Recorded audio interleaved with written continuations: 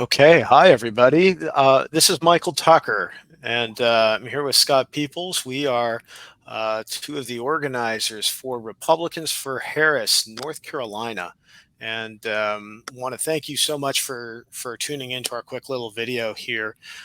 We're going to keep this one short, but we hope to do more and more of these videos as time goes on to be able to talk a little bit about some of the reasons why as Republicans, as former Republicans, maybe, we need your help in order to be able to stop Donald Trump from getting back into the White House this year. Really important for the sake of our country and for the sake of our democracy. And we each have our individual reasons for doing it, as I'm sure you have yours as a conscientious citizen as well too. And so I'll talk a little bit about my story. And Scott, you've got some pretty interesting stories to tell as well too with your background, right? Absolutely. Looking forward to it. And likewise, you will have too. So if you're listening to this, we'd love for you to be able to come and visit us and then join us online. Our website right now is thepermanentlybarred.com.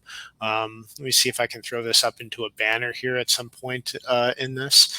But basically, want you to be able to reach out to us because I think there's a lot of us who either maybe you voted for Nikki Haley. Maybe you had concerns about Donald Trump. Maybe you didn't like the way that things were run during the COVID years. We hear you. We feel the same way.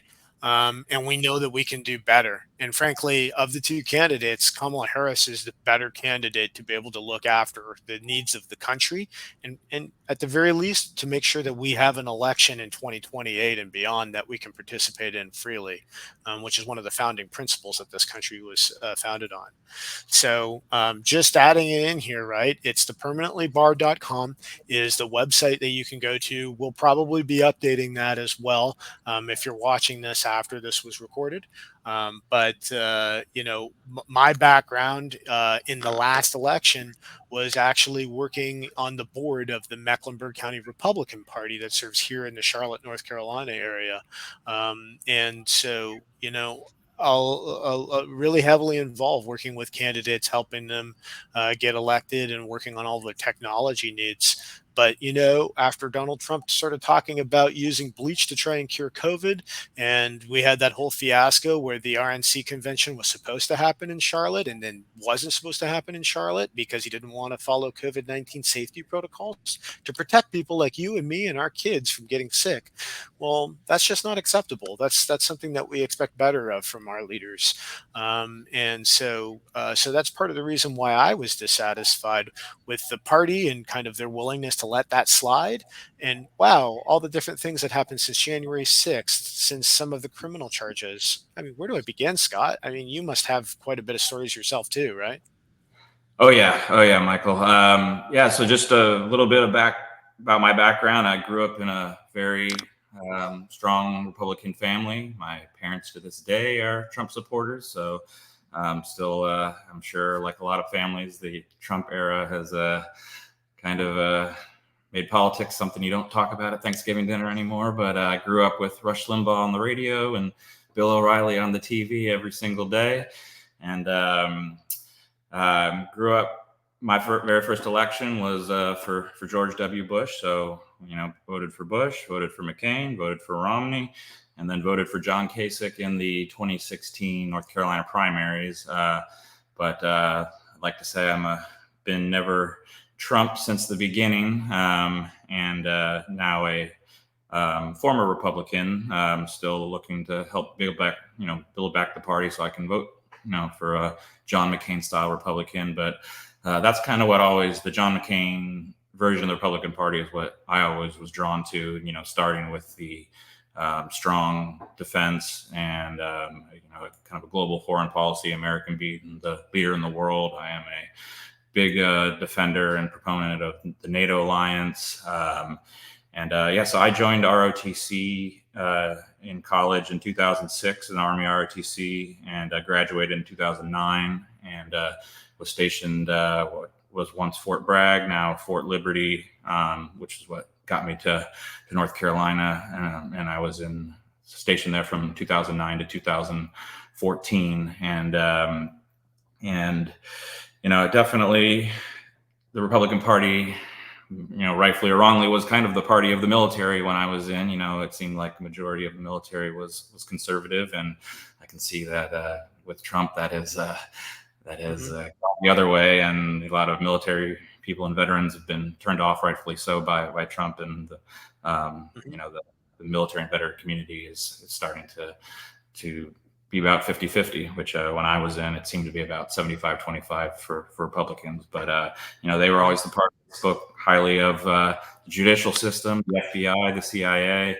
And that's something I was drawn to. I felt they were the most patriotic party. But Hmm. um, I think those values my values have remained the same. But if you're just looking at it objectively, who's the party supporting Ukraine over Russia? Who's the party that the fact that Trump was the only president to not concede an election and then to actively try to overturn it, in my eyes, is a complete red line that I cannot support that person or anyone who support someone doing that, and then to try and spread lies and about our electoral system. That's another thing I'm very a big proud defender of. Is I've been a poll worker for many years. I do here in Wake County. I do poll working both in the midterms and the general elections, and I have nothing great to say about the people that work the polls, and for Trump to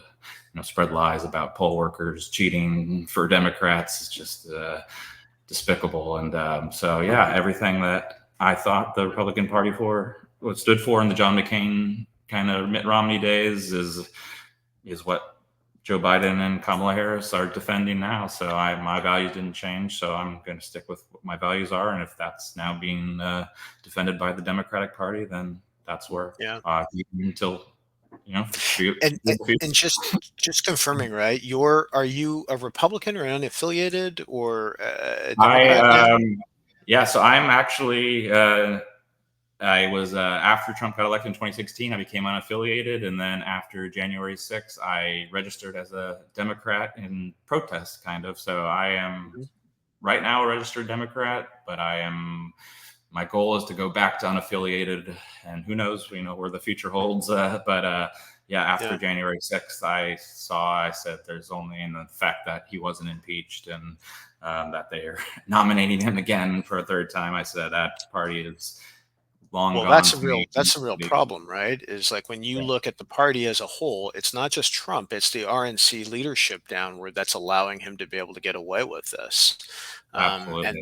that was why I turned in my Republican Party status. So I'm unaffiliated right now. If you are listening to this, for those of you, we're not saying that you have to get to not be a Republican any longer, or that you have to register as a Democrat. It's not about party right now. Right now, it's about the sake of our country and about the electoral process that the founders put in place, and all the checks and balances that happen between the legislative, the executive, and the judicial branches of our government. They're built that way specifically to prevent tyranny from getting into our country. Like, think about when the founders created America.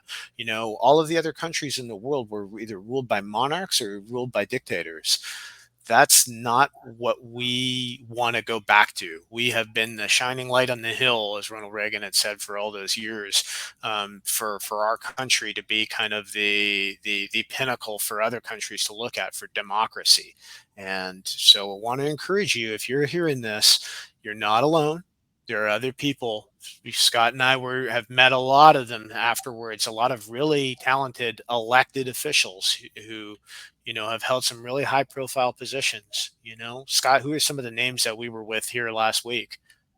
Yeah, we were with former Supreme Court Justice Bob Orr and former Lieutenant Governor of Georgia, Jeff Duncan, who's definitely become one of the national leaders of the Republicans for Harris movement. And he's someone that he said he's not changing his registration. He is a registered Republican, and he wants to remain that way. But I respect him a lot because he's looked at it from a very pragmatic way, being like he knows under Trump the party's being destroyed and has no future. That's only shrinking and not growing the electorate. So he wants to be the person that can help lead the party after hopefully Trumpism is defeated and can lead the Republican Party in a new Yeah. direction. So he's like Michael said, anyone who remains a Republican or goes unaffiliated or joins the Democratic Party because they're the only sane party at the moment. It's all personal preference, but we're all working on the kind of team democracy, pro democracy coalition, and working towards the goal of having two healthy parties, because that's the only way this American experiment can last going forward. That's really well said. Well, listen, everybody, we won't take up any more of your time, but thank you so much for tuning into this. Now, we are going to post more videos like this. All right. This is going to be the first of many. There are a lot of really important voices, including yours, that deserve to be heard. So, want to encourage you to sign up with us to respond back to your local, to some of the different local organizers that might be in your area with Republican for Harris. There are a lot more of us than you think. There are over 250,000 of us across North America who voted for Nikki Haley in the primary. We only need, less than half, well, a little over half of that in order to be able to take this state, North Carolina. And so it starts with you. One man can make a difference, to use an old Knight Rider saying. But jump in there, contact them. If you are an organizer for the Democratic Party, send us your Republicans. There are a lot. I'm sure you run across people in canvassing who feel like us, who are like politically homeless. Introduce us, help us to be able to connect each other, and we will work together to be able to help preserve our democracy. So thank you all so much for your time, and Thank Scott, you, thank Michael. you for sharing your voice. And Michael. we together are going to be coming back to you guys online here, and this will not be. It just starts right here, right now. Okay. Absolutely. All right. Thanks, guys. Let me